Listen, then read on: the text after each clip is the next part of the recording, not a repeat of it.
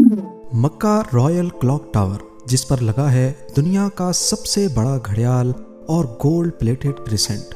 जब इस टावर की कंस्ट्रक्शन का काम चल रहा था तो सऊदी किंग की फरमाइश थी कि टावर के टॉप पर शीशे का एक ऐसा फसाद लगाया जाए जो दूर से देखने पर एक बहुत बड़े हीरे की तरह लगे, और इस हीरे के ऊपर होगा दुनिया का सबसे बड़ा क्रिसेंट, वो भी 24 कैरेट गोल्ड प्लेटेड। अब ये काम दुनिया में सिर्फ एक ही कंपनी कर सकती थी, मशहूर जर्मन कंपनी रीवा GmbH। पर यहाँ पर हीरे जैसे फसाद को बनाना या फिर क्रिसेंट पर सोने की लेयर चढ़ाने से भी एक बड़ा मसला था। वो ये कि रीवा कंपनी के इंजीनियर्स और उसका मालिक नॉन मुस्लिम थे, और ये बात तो आप सभी जानते हैं कि मक्का में एंट्री सिर्फ मुस्लिम्स को ही दी जाती है। रीवा कंपनी जिन्होंने ये प्रोजेक्ट ले तो लिया था, पर साइट पर फिजिकली काम करने के लिए सऊदी गवर्नमेंट का सख्त कानून है कि सिर्फ मुस्लिम्स को ही एंट्री दी जाएगी। इस मसले का आखिर क्या हल निकाला गया?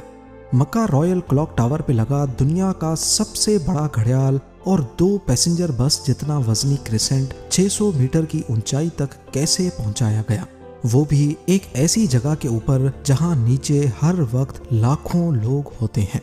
ये हिस्ट्री में शायद पहली और आखिरी ऐसी बिल्डिंग थी जिसका आर्किटेक्ट आखिर तक भी बिल्डिंग को करीब से नहीं देख पाया।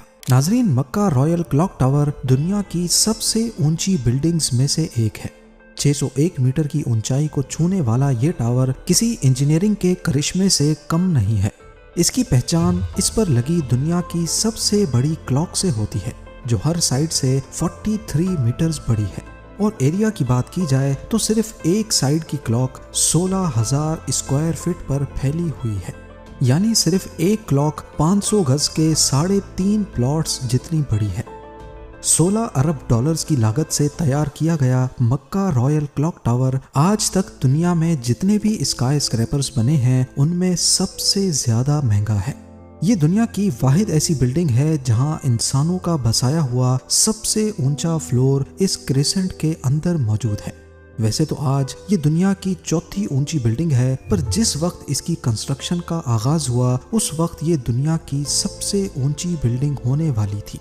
पर जब इसकी 600 मीटर की ऊंचाई का प्लान लीक हुआ तो दुबई ने बुर्ज खलीफा की हाइट को मजीद बढ़ा करके रिकॉर्ड अपने नाम कर लिया। ये टावर कॉम्प्लेक्स के 7 स्काई स्क्रैपर्स होटल्स में से एक है, जिसको दुनिया की सबसे बड़ी मस्जिद अल हरम से सिर्फ 300 मीटर के फासले पर बनाया गया है।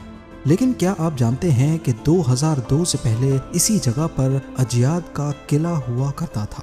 ये किला ऑटोमन एम्पायर के दौर में ईयर 1780 में काबा की प्रोटेक्शन के लिए बनाया गया था।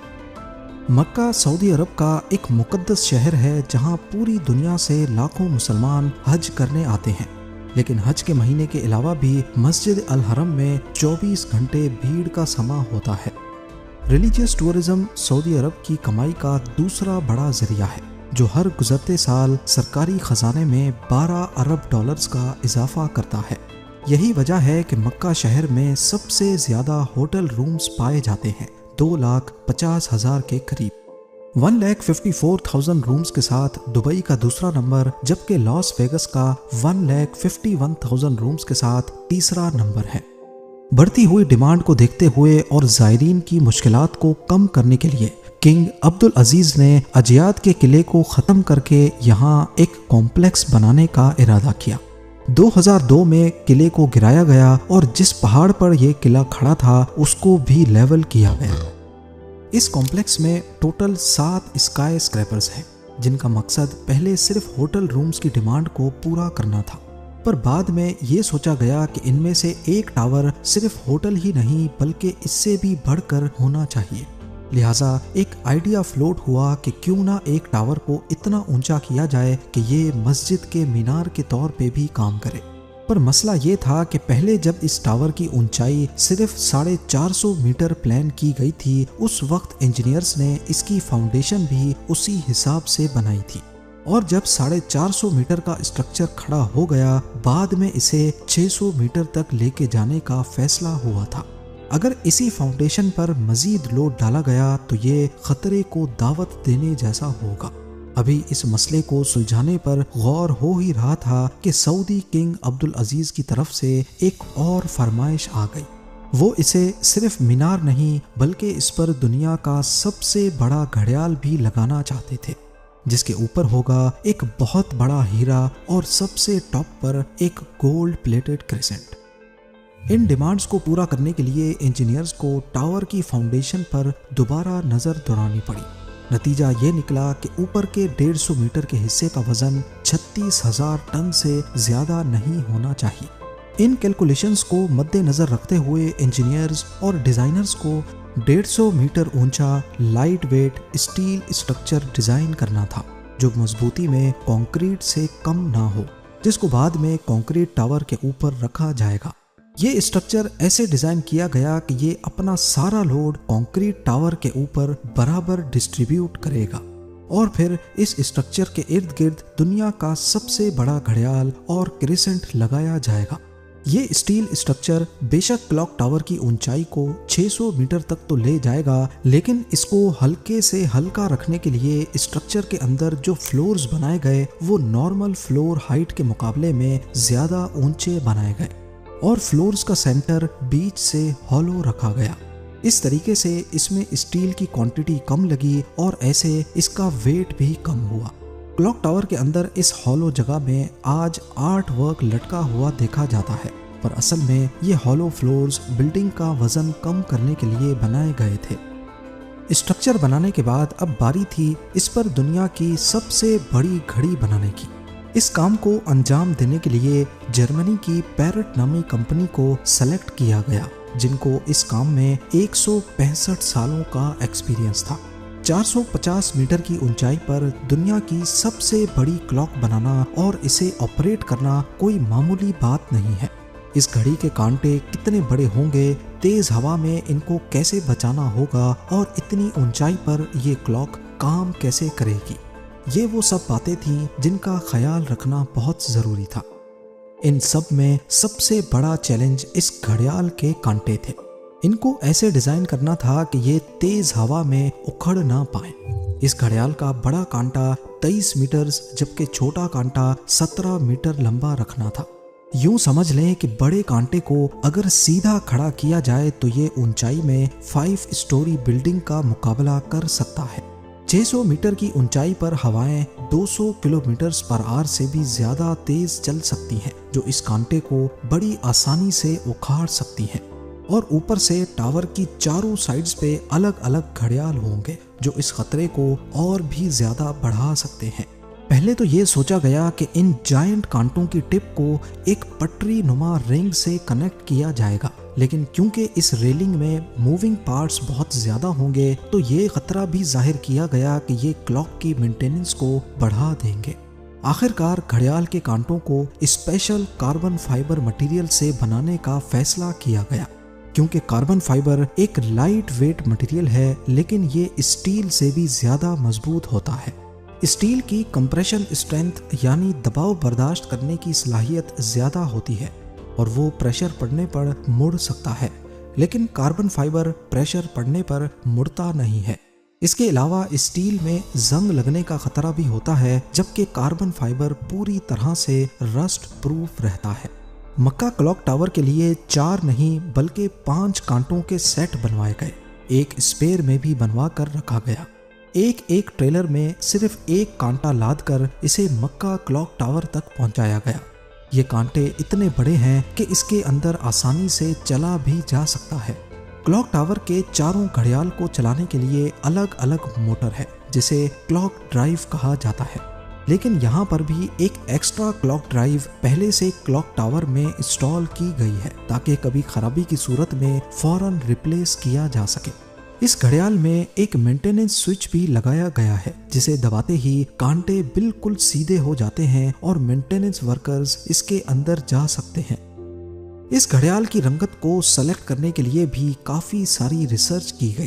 पहले फैसला किया गया कि इसे काला और सफेद रंग दिया जाएगा, लेकिन कई एक्सपेरिमेंट्स करने से ये बात सामने आई कि दिन के वक्त तो टाइम सही नजर आ रहा है, पर रात के वक्त वाइट LED लाइट्स आंखों में शार्प इमेज नहीं बना रही। मुख्तलिफ रंगों को चेंज करने के बाद आखिरकार ग्रीन कलर की LED लाइट्स सेलेक्ट की गई। अब रात के वक्त भी 8 किलोमीटर दूर से देखने पर भी टाइम सही से नजर आने लगा। इस क्लॉक टावर पर हैरत अंगेज तौर पे टोटल 20 लाख LED लाइट्स लगी हैं। हर एक LED एक दूसरे से 4 इंच के फासले पर लगी है, जो देखने वाले को एक ही बहुत बड़ी लाइट के तौर पे नजर आती है। इन 20 लाख LEDs को भी स्पेशली मक्का के गर्म मौसम को नजर में रखते हुए बनाया गया, जिसमें 1 साल से भी ज्यादा का वक्त लगा। अब बारी थी मक्का क्लॉक टावर के सबसे मुश्किल पर खूबसूरत पार्ट को बनाने की। बिल्डिंग के टॉप पर एक क्रिसेंट लगाना था, जो टावर की हाइट को 600 मीटर तक पहुंचाने के लिए सबसे अहम था। ये क्रिसेंट 75 फीट ऊंचा और इतना ही ज्यादा चौड़ा भी है। लाइट वेट रखने के लिए इसे फाइबर ग्लास और कार्बन फाइबर को मिक्स करके बनाया गया, पर फिर भी इसका टोटल वजन 35 टन के करीब है। क्रिसेंट और घड़ियाल के ऊपर हीरे जैसे फसाद को बनाने की जिम्मेदारी जर्मन कंपनी रीवा को दी गई। ऊपर के 150 मीटर की फिनिशिंग का काम इसी कंपनी को करना था, और ये काम ऐसा है जिसके लिए जर्मन इंजीनियर्स का मक्का की होली सिटी में आना बहुत जरूरी था। पर क्योंकि मक्का में सिर्फ मुस्लिम्स को ही एंट्री दी जाती है, इसीलिए कुछ इंजीनियर्स और रीवा के मालिक को सिर्फ मक्का रॉयल क्लॉक टावर पर काम करने के लिए अपना रिलीजन बदलकर मुसलमान होना पड़ा। जी हाँ, दुनिया की सबसे बड़ी क्लॉक बनाने के लिए भी जो इंजीनियर्स अपना रिलीजन चेंज नहीं करना चाहते थे, उन्होंने दुबई में रहकर घड़ियाल को बनाया और फिर बाद में उसे मक्का ट्रांसपोर्ट किया। सबसे खास बात ये कि क्रिसेंट के कोने कोने पर सोने की लेयर चढ़ी होगी।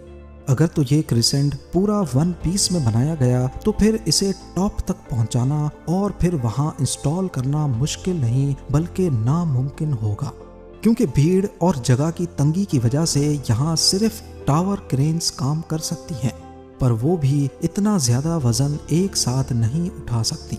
तभी इसे अलग अलग पार्ट्स में बनाने का इरादा किया गया। इस क्रिसेंट पर गोल्ड की लेयर चढ़ाने के लिए करीब 10 करोड़ मोज़ेक टाइल्स के पीसेस चिपकाए गए, जिन पर सोने की लेयर चढ़ी हुई थी। हर एक मोज़ेक टाइल्स को बारीकी से बनाया गया और फिर इनको 2 बाय 2 सेंटीमीटर्स के ब्लॉक में काटा गया।